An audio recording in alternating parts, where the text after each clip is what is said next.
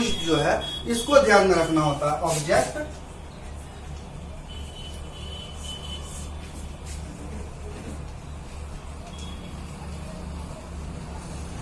Materials used. मान लीजिए कि कौन सा ऑब्जेक्ट है, पेपर, कौन सा मटेरियल इसमें यूज हुआ होगा, वुड का जो अंदर का जो पाउडर होता है वो यूज हुआ होगा, या बम्बू का जो अंदर का पार्ट होता है वो यूज हुआ होगा पेपर बनाने के लिए। इसी प्रकार से जो है अलग अलग फर्नीचर, मान लीजिए बेड, ये क्या से बना होगा, या तो वुड से बना होगा, या फिर स्टील से बना होगा, या फिर कोई अदर मेटल से बना हुआ होगा। इसी चीज से बना हुआ हो सकता है, ईंट से तो बना हुआ बेड नहीं होता है।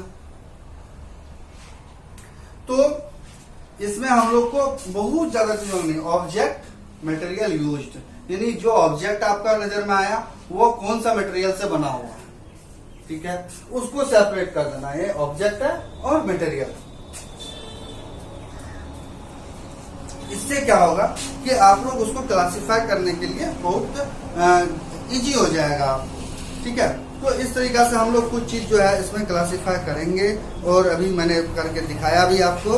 तो ऐसे समझना है कि उसके बाद कुछ पॉइंट है इसके अंदर में, जैसे कि to make the object see property for the material used are usually kept in mind. For the example, the carpenter would use the wood for making a door rather than the paper or rubber, because wood is stronger and longer and suitable to make doors. Second, for example, a chair can be used iron, because wood, plastic और brass, ये सभी चीज से जो है हम लोग chair बना सकते हैं। तो इस तरीका से हम लोग क्या करेंगे, ऑब्जेक्ट और जो उसका मटेरियल है उसको अलग अलग करेंगे। अब सेकेंड टॉपिक इसका है कि प्रॉपर्टीज ऑफ मटेरियल, मटेरियल का क्या प्रॉपर्टीज होना चाहिए। Every material has the special features. Her material का एक खास बात होती है, खास एक विशेषताएं होती है हर मटेरियल्स में। तो कॉल्ड इज प्रॉपर्टी और use from the other materials. तो कह रहा है कि हर का जो है मटेरियल्स का अपना एक जो है खास बात होता है, और इस खास बात के कारण उसका एक स्पेशल प्रॉपर्टी भी होगा। जैसे कि ये चौक है, ये भी एक मटेरियल है, इसके अंदर में भी एक खास बात है कि इसको हम लोग किसी भी बोर्ड पर लिख सकते हैं, लेकिन इसको हम लोग सिर्फ किसी भी बोर्ड पर लिख सकते हैं, एक्सेप्ट व्हाइट बोर्ड पे हम लोग इस चौक को यूज नहीं कर सकते। व्हाइट बोर्ड पे हमको दूसरा चौक को यूज करना चाहिए, क्योंकि इसका कलर व्हाइट है, और व्हाइट जो है इसका कैरेक्टर भी व्हाइट है, इसका प्रॉपर्टी जो है व्हाइट है, यानी कि जब भी हम लोग कहीं भी लिखेंगे तो ये व्हाइट कलर में ही दिखेगा, और व्हाइट बोर्ड पर व्हाइट से हम लोग लिख नहीं सकते हैं। तो ये इसका जो है प्रॉपर्टी है। You can put certain materials in a group on their base of the some common property used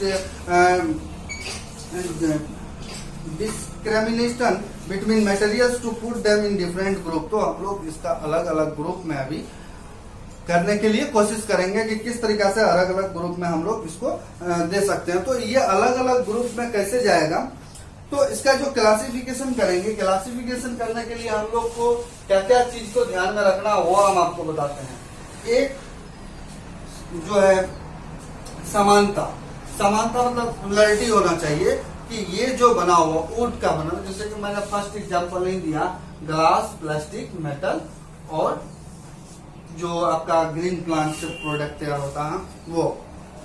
अब देखिए ग्रीन प्लांट से बहुत सारा प्रोडक्ट तैयार हो सकता है, लेकिन सब प्रोडक्ट में सिमिलरिटी एक क्या होगा कि सब और सब जो है ग्रीन प्लांट का ही बना हुआ रहेगा, सिर्फ उसका शेप अलग अलग रहेगा, स्ट्रक्चर अलग अलग रहेगा, लेकिन उसका एक प्रॉपर्टी सिमिलर है सब में कि वो ग्रीन प्लांट से बना हुआ है। इसी तरीका से बहुत सारा एज जो होती है, यानी बर्तन जो होती है आप देखेंगे वो दो मेटल से बना हुआ होता है, या तो स्टेनलेस स्टील से बना हुआ रहेगा, या फिर जो है दूसरा उसमें क्या रहेगा कि स्टेनलेस स्टील के साथ जो हमारा जो प्लास्टिक होता है, जो HPBB उसको कहते हैं, जो डेंसिटी की प्लास्टिक होती है, HPBB जो होती है वो प्लास्टिक से उसका कवर किया हुआ रहता शाही का फूल।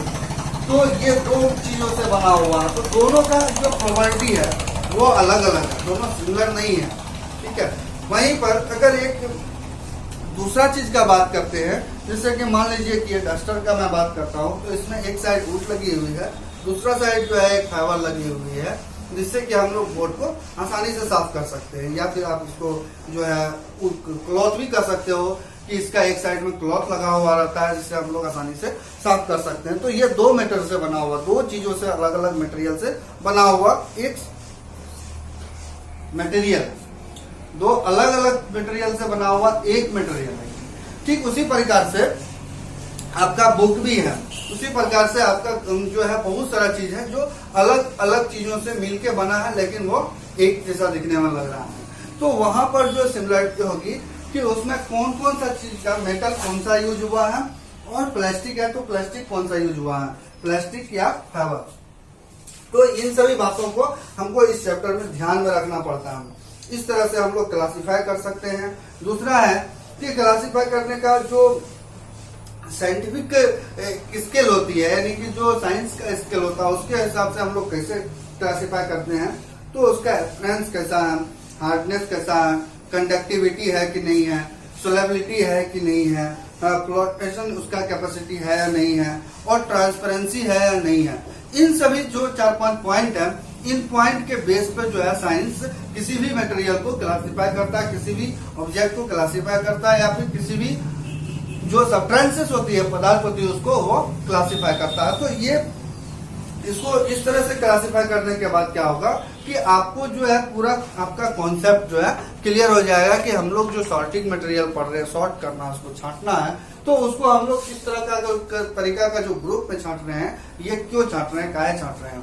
तो बच्चों, मैं आपको कल साइंटिफिक रीजन से, साइंटिफिक बेस्ड से, साइंटिफिक स्केल के अनुसार आपको मटेरियल को छांटने के लिए बताएंगे। यानी कि मेरा जो नेक्स्ट वीडियो होगी उसमें आपको हम इसको छांटने के लिए बताएंगे। तब तक आपका क्या वर्क है कि आप अपने घर में देखिए कि आपके घर में कौन कौन सा चीजें ऐसी है जो अलग अलग मटेरियल से बनी हुई है, यानी कि कौन कौन सा ऑब्जेक्ट ऐसा है जिसमें अलग अलग डिफरेंट टाइप्स का मटेरियल यूज हुआ है।